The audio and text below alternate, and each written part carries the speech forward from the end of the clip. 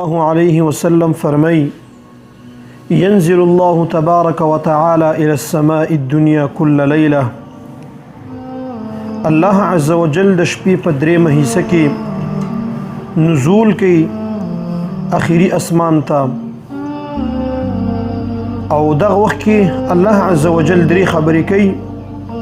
لومبۍ خبره دا کوي: من ذا الذي يدعوني فاستجيب له، څوک دی هغه کس چې ما نه دعا وغواړي او زه یې وله قبوله کړم.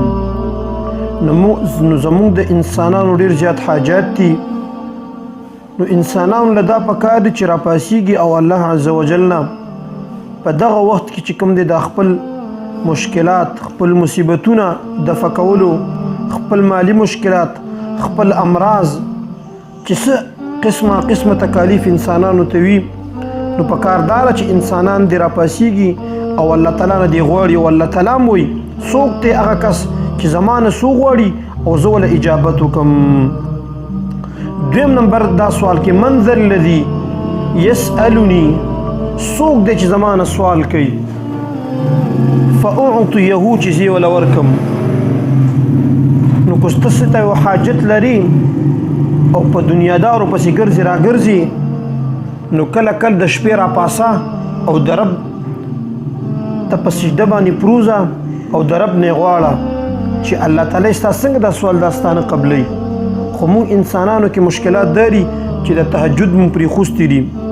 تهجد دا ډېر قیمتي مونځ دی په مونځونو کې، او صحابه کرامو، انبیاو او دغه رنګې د امت نیکانو علماو دا ډېر اهتمام سره کوي دا، او دې کې اجر او مشقت په دې کې ډېر دی. نو فلهذا الله تعالی چې کوم دی انسان له په دې کې هغه بدلم ډېره ورکوي.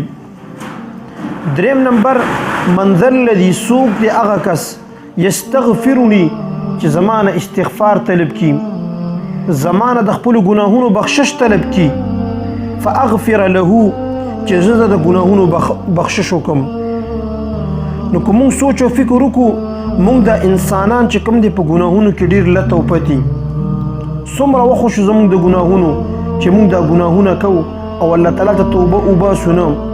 نو راشه کله د الله ته د شپې راپاڅېږه او الله تعالی نه چې کوم دی د خپلو ګناهونو دغه استغفار طلب کا. نو ګوره دغه وخت د الله تعالی ډېر د قرب وخت دی چې الله تعالی انسانانو ته ډېر رانږدې شي او بندګانو ته وایي زما نه څه سوال کوئ، څه سوال لا نه وکړئ که نه، که څه دعا رانه غواړئ، که ګناهونه م کړي د ګناهونو څه مغفرت رانه غواړئ. او موږ دا درې سوالات الله تعالی ځکه وکړه، دلته انسانانو ته اجازه ورکړه چې موږ د انسانان د درې اشیاو ته ډېر حاجت لرو. دعاګانې باید چې زموږ قبول شي، زموږ څه سوالونه کوو یا الله دغه سوالونه زموږ قبول کړي. او دغه رنګې په ګناه کې خو موږ ټول انسانان په دې کې ککړي.